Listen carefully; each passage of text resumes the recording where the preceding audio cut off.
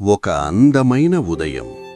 పచ్చని చెట్లు, పక్షుల కిలకిల రావాలతో అడవి ప్రశాంతంగా ఉంటుంది. సూర్యుడి కాంతి చెట్ల మధ్య నుంచి జారుతూ అడవిని బంగారు రంగులో మెరిపిస్తుంది.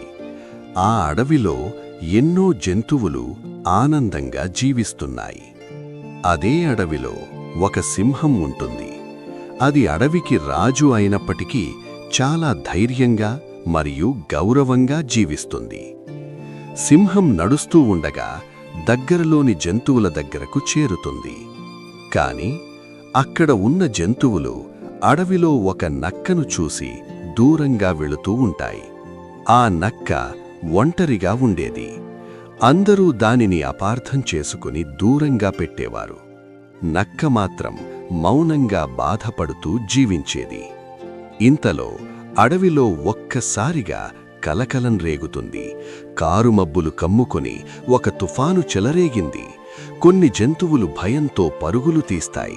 సింహం కూడా ఏం జరిగిందో తెలుసుకోవడానికి పరిగెత్తుతుంది. పరుగులో అది గమనించకుండా ఒక లోతైన గోతిలో పడిపోతుంది. గోతిలో పడిపోయిన సింహం బయటకు రావడానికి ప్రయత్నిస్తుంది, కాని సాధ్యం కాదు. అది గట్టిగా సహాయం కోసం గర్జించింది. ఆ అరుపు అడవిలో మారుమోగుతుంది. ఆ శబ్దం విని ఒంటరిగా తిరుగుతున్న నక్క ఆగుతుంది. ఈ శబ్దం ఎక్కడి నుంచి వచ్చింది అని అనుకుంటూ ఆ దిశగా వెదుకుతూ వెళుతుంది. చివరికి నక్క ఆ గోతికి చేరుకుంటుంది. లోపల సింహం చిక్కుకుపోయి బాధపడుతున్నట్టు చూసి ఆశ్చర్యపోతుంది. సింహం కూడా నక్కను చూసి కొద్దిసేపు నిశ్శబ్దంగా ఉంటుంది. కాని నక్క వెంటనే సహాయం చెయ్యాలని నిర్ణయిస్తుంది. నక్క గోతికి చుట్టూ తిరుగుతూ ఎలా సహాయం చెయ్యాలో ఆలోచిస్తుంది. సింహం బాధను చూసి నక్కకు జాలి కలుగుతుంది. "నువ్వు ధైర్యంగా ఉండు, నేను సహాయం తీసుకొస్తాను." ఆ భావాన్ని చెప్పే చూపు ఆమె కళ్లలో మెరిసింది. అక్కడి నుంచి పరిగెత్తుతుంది. నక్క ఇతర జంతువుల దగ్గరకు వెళ్లి సింహం గోతిలో పడిపోయిందని చెబుతుంది. మొదట జంతువులు నక్క మాటలను నమ్మవు. కాని నక్క నిజాయితీగా చెప్పి సింహాన్ని కాపాడటం ఎంత ముఖ్యమో వివరిస్తుంది. జంతువులు కొద్దిసేపు ఆలోచించి చర్చించుకుంటాయి. నక్క చూపించిన మంచితనం చూసి, "ఇది మన అడవికి రాజు, మనం కలిసి సహాయం చెయ్యాలి" అని నిర్ణయిస్తాయి.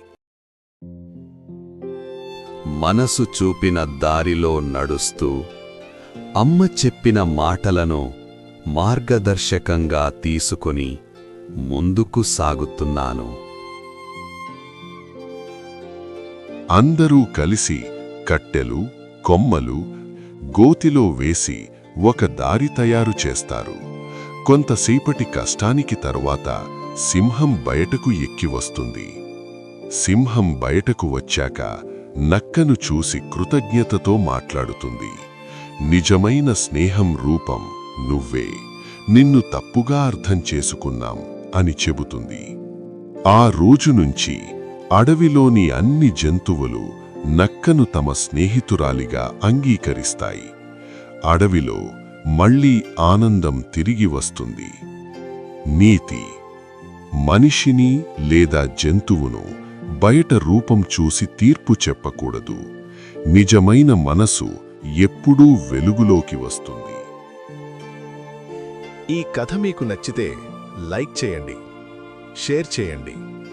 మరిన్ని మంచి కథల కోసం సబ్స్క్రైబ్ చేసుకోండి.